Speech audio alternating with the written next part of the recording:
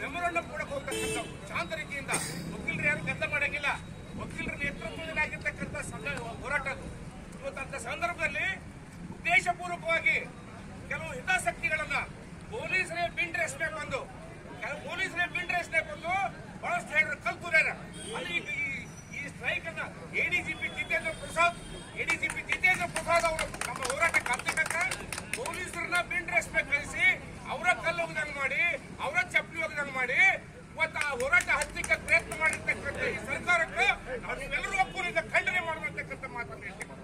ಕೊನೆಯದಾಗಿ ಇವತ್ತು ಜಯ ಮೃತ್ಯುಂಜಯ ಸ್ವಾಮಿಗಳು ಪಾದಯಾತ್ರೆ ಮಾಡೋ ಸಂದರ್ಭದಲ್ಲಿ ಆಗಬೇಕಾಗಿತ್ತು ಟು ಎ ಕೊಡ್ಲಿಲ್ಲ ಅಂದ್ರೆ 2D ಕೊಡ್ರಿ ಅಂತ ಹೇಳಿ ನಾವು 2D ಕೊಟ್ಟರು ಸಾಕಾಗಿತ್ತು. 2Aದಲ್ಲಿ ಬೇಡ, ಇನ್ನೊಬ್ರು ನಾವು ಹಕ್ಕಿಸ್ಕೊಳ್ಳೋದು ಬೇಡ, ನಾವು 2Dಯಲ್ಲಿ ಸೇರ್ಪಡೆ ಮಾಡ್ರಿ, 2Dಗಾರ ಸೇರ್ಪಡೆ ಮಾಡ್ರಿ.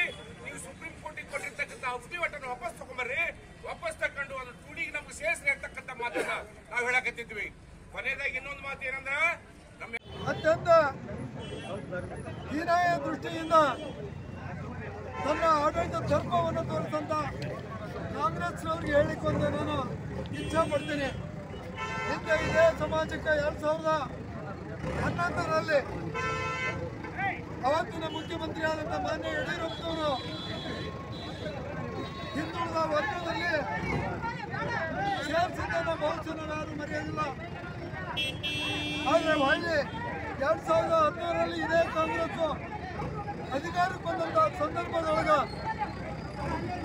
ಇವತ್ತಿನ ಮುಖ್ಯಮಂತ್ರಿ ಅಂದರೂ ಮುಖ್ಯಮಂತ್ರಿ ತಂದ ಸಿದ್ದರಾಮಯ್ಯನವರು ಹಿಂದುಳಿದ ವರ್ಗದ ಆಯೋಗದ ಕಾಂತರಾಜ ಸಮಿತಿಯ ಮುಂದೆ ಪಂಚಮಸಾಲಿ ಸಮಾಜದವರು ಬೇಡಿಕೆಯನ್ನಿಟ್ಟಾಗ ತಿರಸ್ಕರಿಸಿದ್ದು ಇದೇ ಕಾಂಗ್ರೆಸ್, ಇದೇ ಸಿದ್ದರಾಮಯ್ಯ ಅನ್ನೋದನ್ನು ಯಾರು ಮರೆಯಕ್ಕಾಗೋದಲ್ಲ. ಯಾವತ್ತೂ ಪರವಾಗಿಲ್ಲ, ಸಹಾನುಭೂತಿ ಇಲ್ಲ, ಕರುಣೆ ಇಲ್ಲ, ಯಾವತ್ತೂ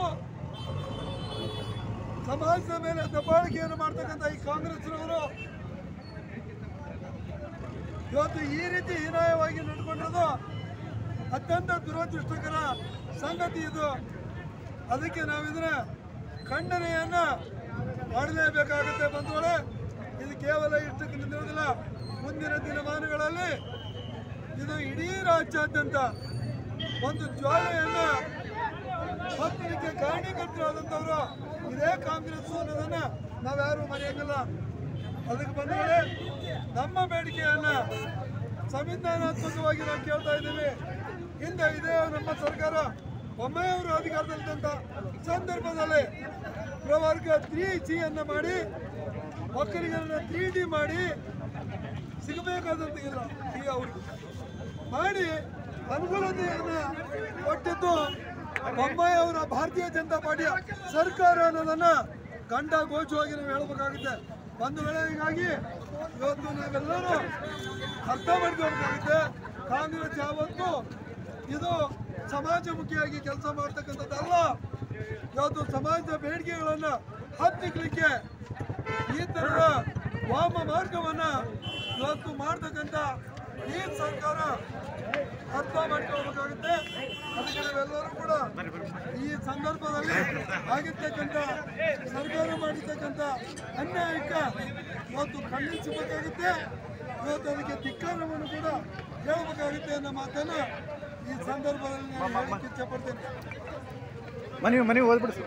ಪಟ್ಟಣದ ಚೆನ್ನಮ್ಮ ವೃತ್ತದಲ್ಲಿ ನಡೆಯುವ ಪ್ರತಿಭಟನಾ ರ್ಯಾಲಿಗೆ ಆಗಮಿಸಿ ಮನವಿ ಪತ್ರ ಸ್ವೀಕರಿಸುವ ಬಗ್ಗೆ ಮೇಲ್ಕಂಡ ವಿಷಯದಲ್ಲಿ ತಮ್ಮಲ್ಲಿ ವಿನಂತಿ ಮಾಡಿಕೊಳ್ಳುವುದೇನೆಂದರೆ ಕೊಪ್ಪಳ ಜಿಲ್ಲಾ ದಿನಾಂಕ 10/12/2024ರಂದು ಬೆಳಗಾವಿಯ ಸುವರ್ಣಸೌಧದ ಹತ್ತಿರ ಪಂಚಮಸಾಲಿ ಸಮಾಜಕ್ಕೆ 2A ಮೀಸಲಾತಿ ನೀಡುವಂತೆ ಒತ್ತಾಯಿಸಿ ಶ್ರೀ ಬಸವಜಯ ಮೃತ್ಯುಂಜಯ ಸ್ವಾಮಿಗಳ ಕೂಡಲ ಸಂಗಮ ಪೀಠದವರ ನೇತೃತ್ವದಲ್ಲಿ ನಡೆದ ಪ್ರತಿಭಟನೆಯ ಕಾಲಕ್ಕೆ ನಡೆದ ಲಾಠಿಚಾರ್ಜ್ ಅನ್ನು ಖಂಡಿಸಿ ಹಾಗೂ ಸರ್ಕಾರವು ಸಮಾಜದಲ್ಲಿ ಹಿಂದುಳಿದ ಪಂಚಮಸಾಲಿ ಸಮಾಜವನ್ನು 2A ಮೀಸಲಾತಿ ನೀಡುವಂತೆ ಒತ್ತಾಯಿಸಿ ವೀರಶೈವ ಲಿಂಗಾಯತ ಪಂಚಮಸಾಲಿ ಸಮಾಜ ಯಲಬುರ್ಗಾ ಮತ್ತು ತಾಲೂಕು ಸಂಯುಕ್ತಾಶ್ರಯದಲ್ಲಿ ದಿನಾಂಕ 12/12/2024 ಬೆಳಗ್ಗೆ 9:30 ಗಂಟೆಯಿಂದ ಪಟ್ಟಣದ ವೀರರಾಣಿ ಕಿತ್ತೂರು ಚೆನ್ನಮ್ಮ ವೃತ್ತದಲ್ಲಿ ಸುಮಾರು 4,000 ಜನ ಸಮಾಜ ಬಾಂಧವರು ಸೇರಿ ಪ್ರತಿಭಟನೆ ರ್ಯಾಲಿ ಹಮ್ಮಿಕೊಂಡ ಕಾರಣ ತಾವು ಸರ್ಕಾರದ ಪರವಾಗಿ ಈ ಮನವಿಯನ್ನು ಸ್ವೀಕರಿಸಿ ರಾಜ್ಯಪಾಲರಿಗೆ ಈ ಮನವಿಯನ್ನು ಕಳಿಸಿಕೊಡಬೇಕಂತ ಹೇಳಿ ನಾನು ಸರ್ಕಾರದ ಪರವಾಗಿ ಬಂದಿರತಕ್ಕಂಥ ಅಧಿಕಾರಿಗಳಲ್ಲಿ ನಾವು ಮತ್ತು ನಮ್ಮ ಮಾಜಿ ಸಚಿವರಾಗಿರ್ತಕ್ಕಂಥ ಸನ್ಮಾನ್ಯ ಶ್ರೀ ಹಾಲಪ್ಪನವರು ಸೇರಿ ನಾವು ಈ ಮನವಿಯನ್ನು ಕೊಡ್ತಾ ಇದ್ದೇವೆ.